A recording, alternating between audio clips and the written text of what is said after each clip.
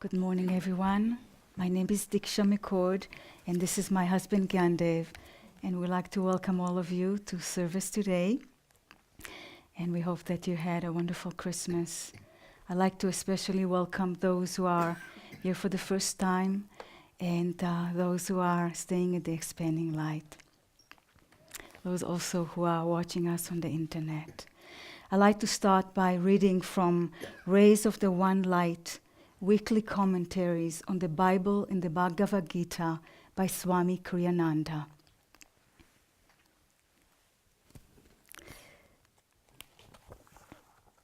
The topic of this week is the divine ascension. Truth is one and eternal. Realize oneness with it in your deathless self within. The following commentary is based on the teachings of Paramahansa Yogananda.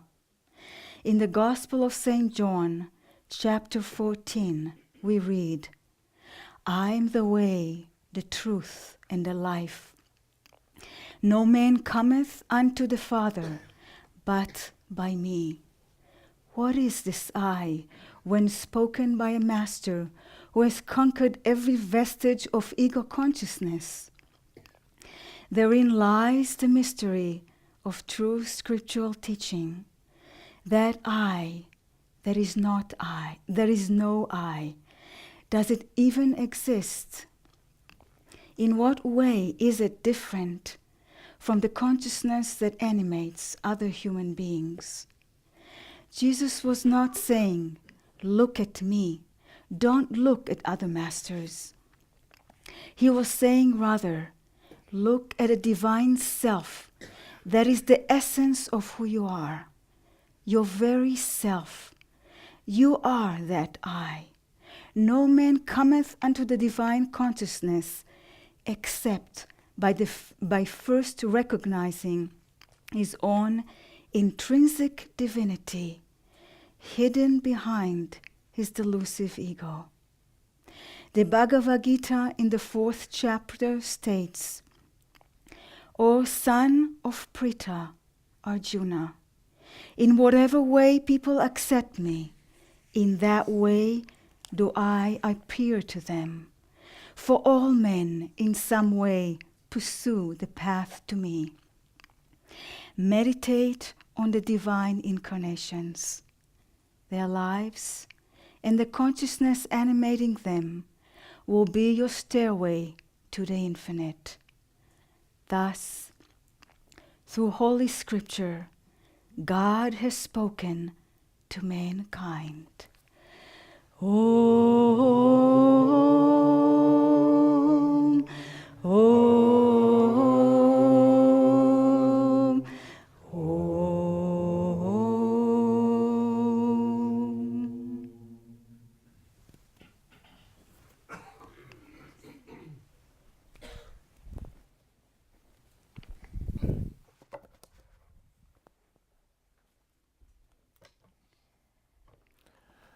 I too would like to welcome everyone. It's nice to see that some people have managed to remain healthy over the holidays.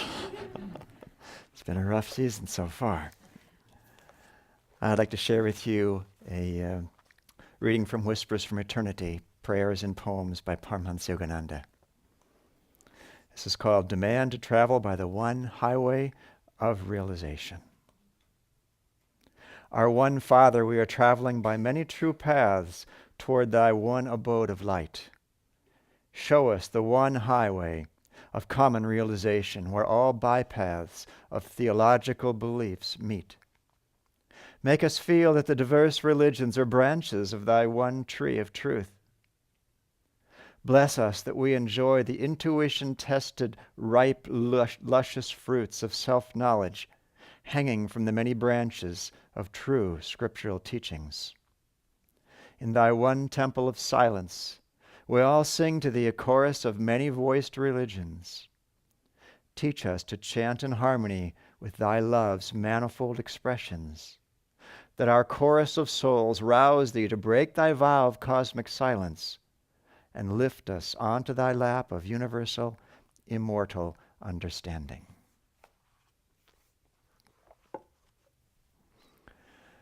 our reading today at first glance, if we don't look at carefully, can seem like it's juxtaposing two very, very different thoughts and trying to pass them off as being parallel passages. And indeed, at an outer level, they don't look very parallel at all. The Bible reading looks like saying there's only one way, Jesus is it, forget anything else. And the Bhagavad Gita reading says, hey, they're all roads lead to Rome.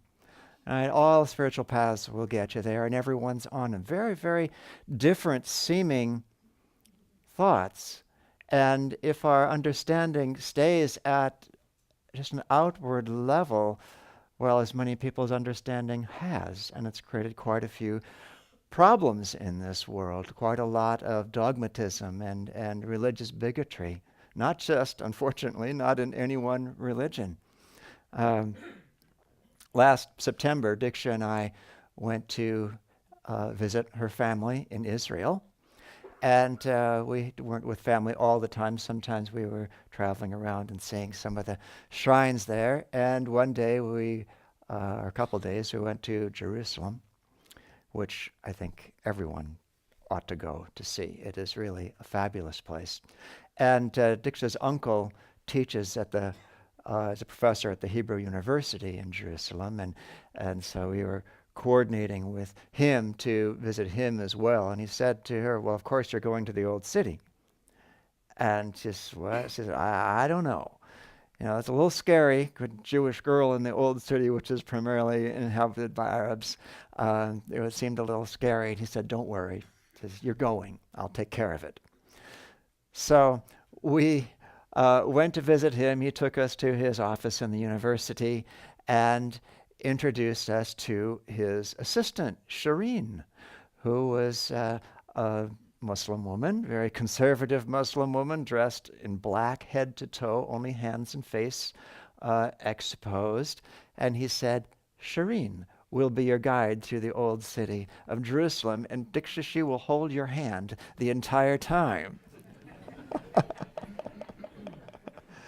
And in fact, that's exactly what she did. As a lovely woman, she attracted many dirty looks from fellow Muslims as she was walking through the old city, holding the hand of this person who was obviously not one of them.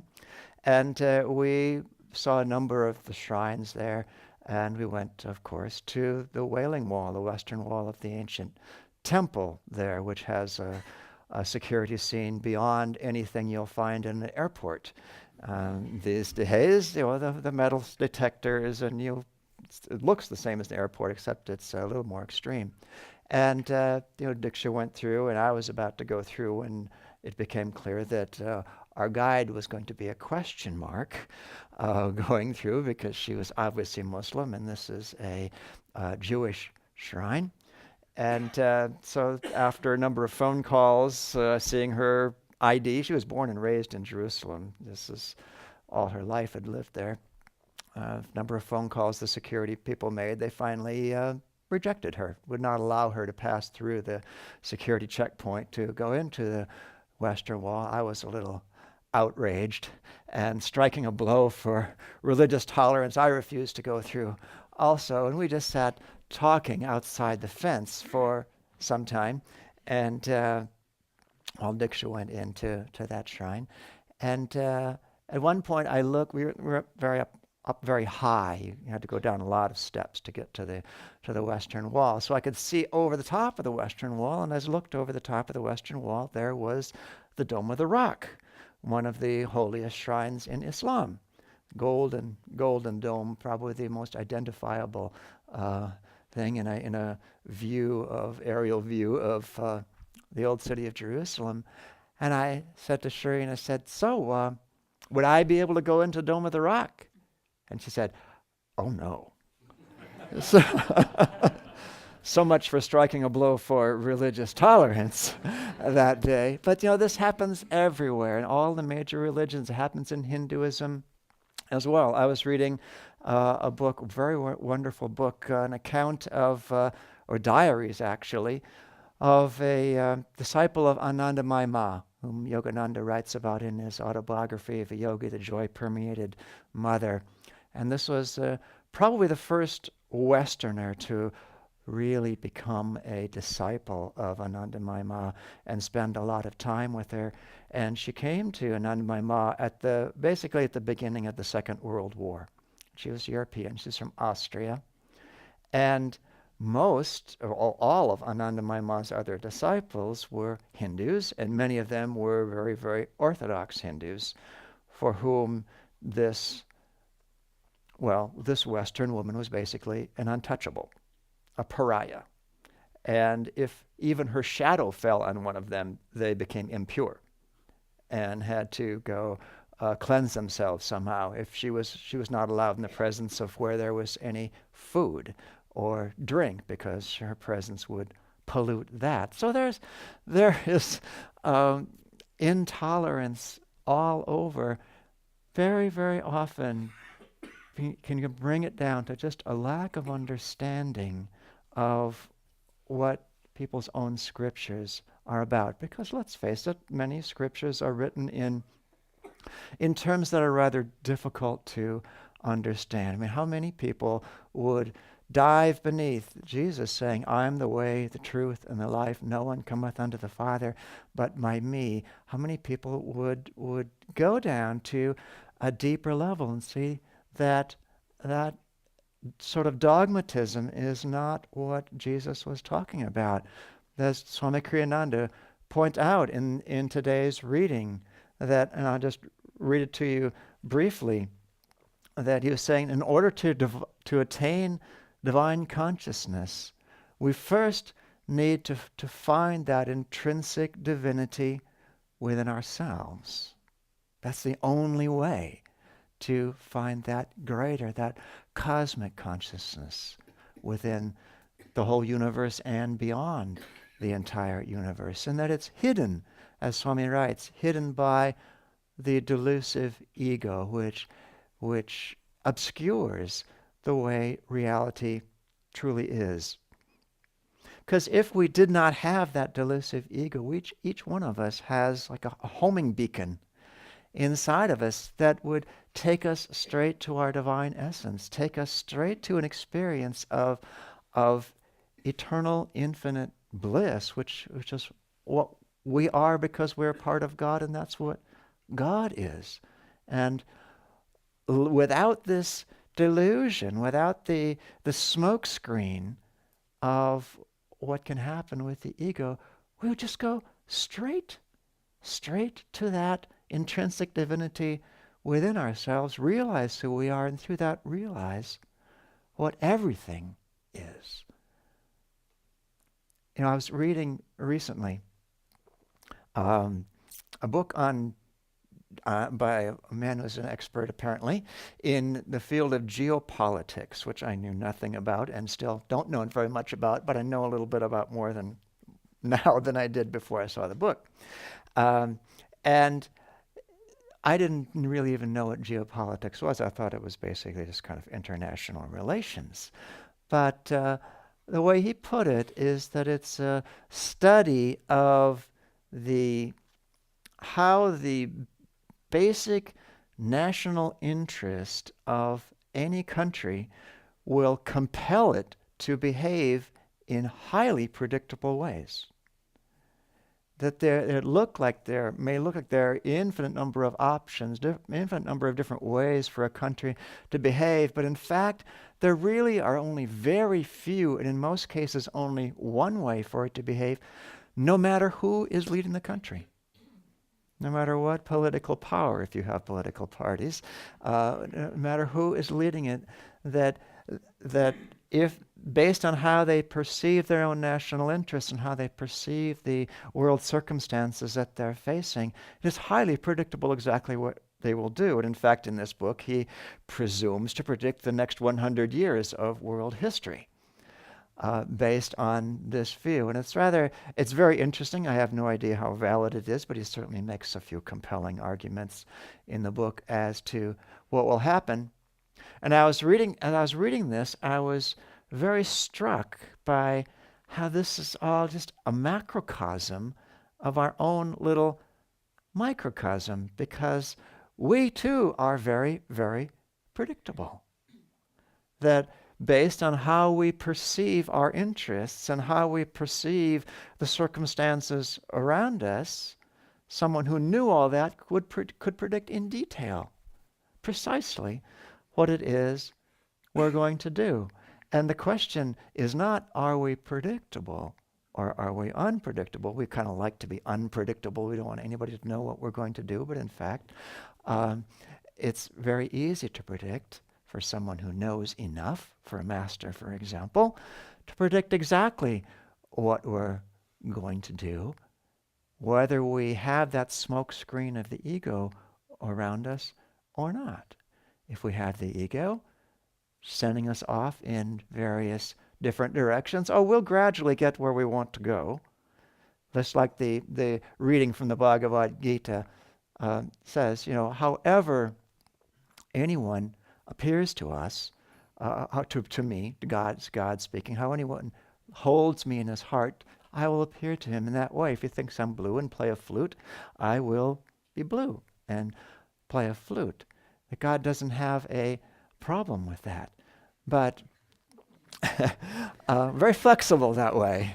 As Sri Yukteswara said, God will answer any conceivable and inconceivable demand of the devotee. So we are predictable. But as I said, we're also predictable under the influence of ego. And the ego has some different ideas about what it would like to see happen in our lives. And we are constantly under these twin influences. We're always going to seek happiness because that's our true nature. But we might not seek it in the most direct way. Instead of going straight forward, we may step half a step forward and half a step to the left, and then a step to the right and somewhat forward, and then a step back, maybe 2 steps forward, and then back and left and right, sort of like a drunk staggering home that will gradually get home, but not necessarily in the most direct way. And the Gita quote also is really vulnerable to many misunderstandings. So Krishna is saying, however people seek me, in that way I will come. And in this day and age, I see many, many people. I talk to many, many people who tell me things like, I follow all paths.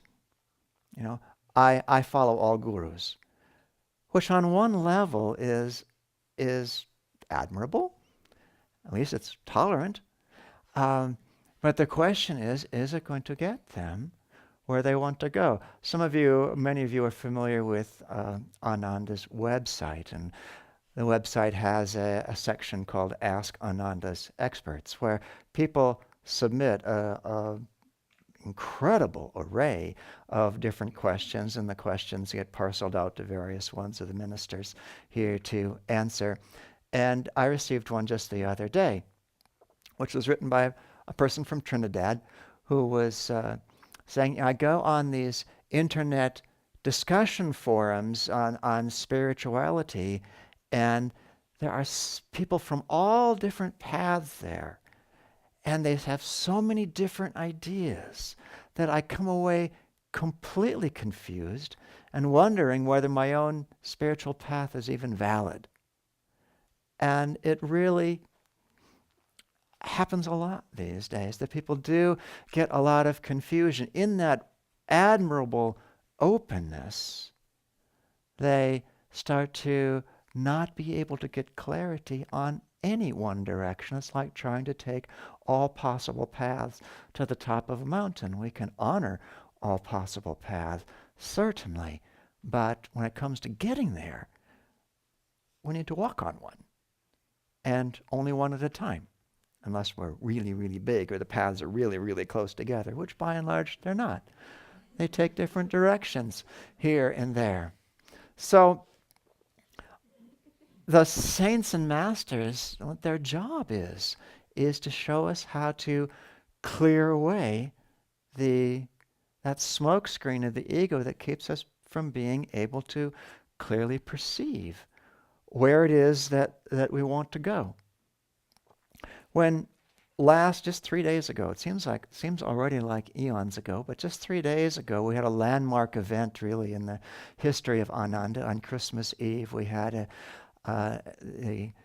you might say the kickoff here of, to use Western terminology, of a new Renunciate order. And a big initiation ceremony. Around 80 people took Renunciate vows. And there are 3 different, you might say, branches of this Renunciate order. But the vows of each one of these branches all have a very, very similar thread to them, which is about getting rid of that smokescreen of the ego. And I just wanted to read with you a few pieces of the vows, because it's very interesting. One of them, I will retain no ego gratifying goal in my life. That's a big deal. I will try never to see anything in this world as mine. That's a big deal. I will feel that not only the fruit of my labor, but the labor itself is God's and not mine.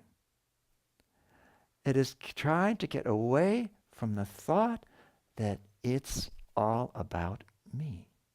Or in fact, that any part of it is about me, which is going totally in the opposite direction of what most of our culture encourages us to do. It's all about me.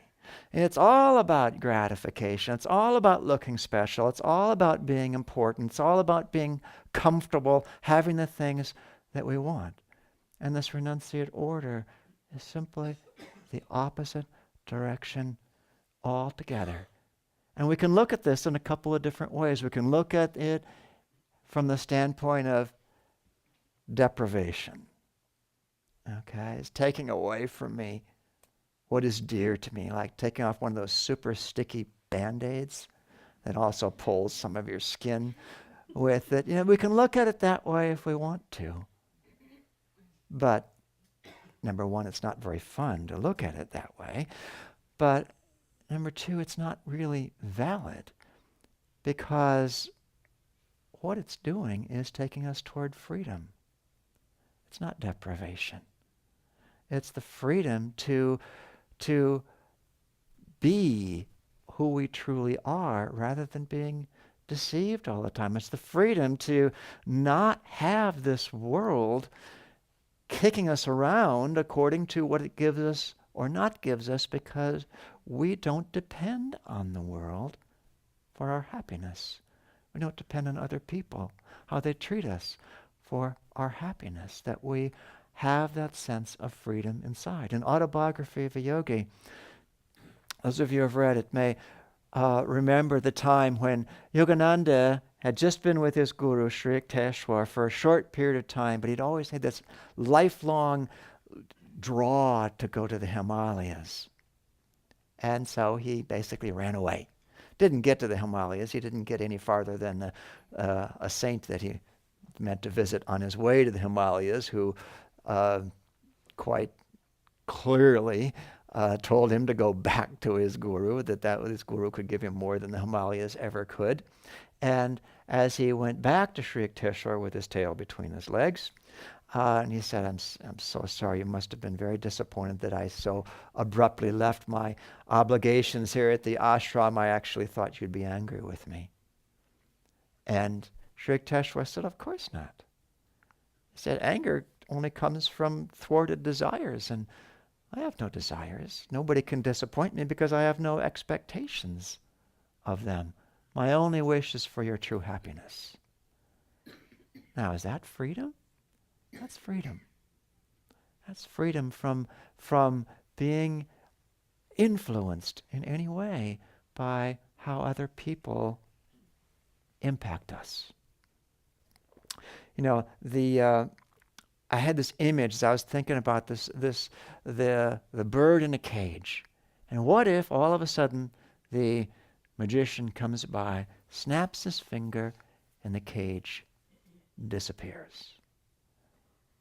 What's the bird going to do? Is it going to say, freedom? Not if it's been in that cage for a long time. It's going to say, fear, vulnerability, I'm exposed. And it's really the same way with us as we look about getting rid of the protective trappings that keep us enclosed in the ego. It looks like fear, vulnerability, pain. And until we actually learn what the masters have learned, yeah, there is a little bit to go through as we take away these layers. But after a while, the layers become less and less entrapping, and we start to feel a greater and greater sense of freedom, so that whatever this world gives us or does not give us, however people treat us, however they think about us, begins not to affect us nearly so much anymore. And that really does feel like freedom.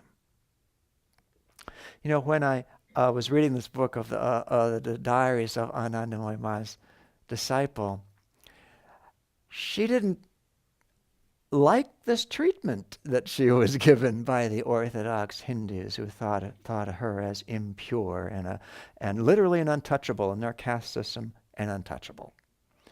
And this went on for quite a long time. And this woman was a fiery woman, and she couldn't hold it inside anymore, and she would just erupt. And there was, a little bit of fireworks in the ashram now and then. And you think, well, why would Anandamayi Ma let her disciple be treated this way? Well, I imagine it was in large part because she realized that her other disciples couldn't handle being ripped away from their orthodox traditions the way they eventually needed to be, but weren't ready for it yet. So instead, she let this one person who I'm sure she felt was ready for this kind of treatment, even though the yelling and screaming didn't make it look like she was ready. Eventually, she quieted down a bit. But in the early times, she was quite vocal about this treatment. And one time, after an episode, as she went to Anandamayi Ma, and Anandamayi Ma said, "Why do you make such a bother about this?" He said, "What did you come here for? Oh yes, you can cry and shout and get your wishes fulfilled, but why don't you instead focus on my wishes?"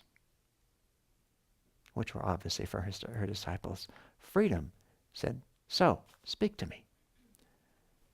And the disciple said, "You always win." I think I'll just shut up. And Anandamayi Ma looked at her and smiled and said, "If I didn't win, why would you come here?" And another time, she said again, after another episode of protest over this treatment, Anandamayi Ma said to her, "You've given your life to God," or the way she put it literally, "You've given your head to God."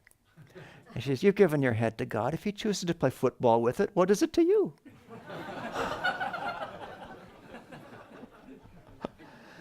We think of it, now those of you who read about Anandamayi Ma, think of her as all sweetness and comfort, and she was tough too. Very sweet, infinite sweetness, but also very, very clear with her disciples. She would just say, "Meditate and be happy. Meditate and be happy and do japa," repetition of God's name. She was very, very, very strong with her disciples, so that she could begin to brush away that smoke screen of the ego, so that internal homing beacon that each one of us has, that ultimately irresistible draw toward our own essence, toward our own divinity, can come to the fore and begin to take us very, very quickly there. And I think that's why Swami ended this reading by saying, meditate on the lives of the masters. See, their lives and the consciousness animating them will be your stairway to the infinite. Because when we meditate on their lives, meditate on their actions, but more than that, try to feel the consciousness of freedom that gave rise to all of their actions, and cultivate a hunger for that same freedom. When we do that, then we start to feel at least some of that freedom, and it starts to animate our actions, and we start to live in a way that is not like the drunk staggering home, but that is like someone striding very, very purposely toward their true destination. And as we look at moving into a new year, and all of us, I'm sure, will have some thoughts about what we want to see in that new year, what we want to resolve to do in that new year. Think of choosing at least one thing that's going to say, if I can do this, I will be more free.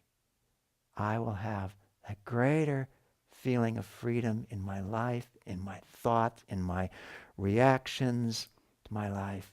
And in that freedom, I'll be happier. I'll be closer to finding my oneness with God. May we all take a giant step forward in 2010.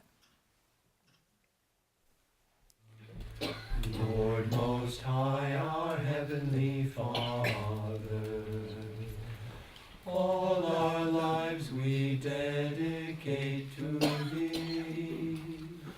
All our labors, all our joys and woes, all our pleasure, all our melody. Make us each a channel of Thy peace. When in darkness, guide us from above. Where there's sorrow, may we sow Thy joy. Where there's hatred, may we share Thy love. Lord Most High, our Heavenly Father, all our lives we dedicate to Thee.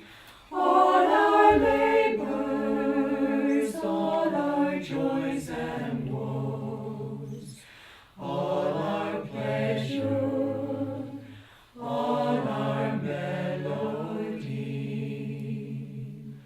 Make us each a channel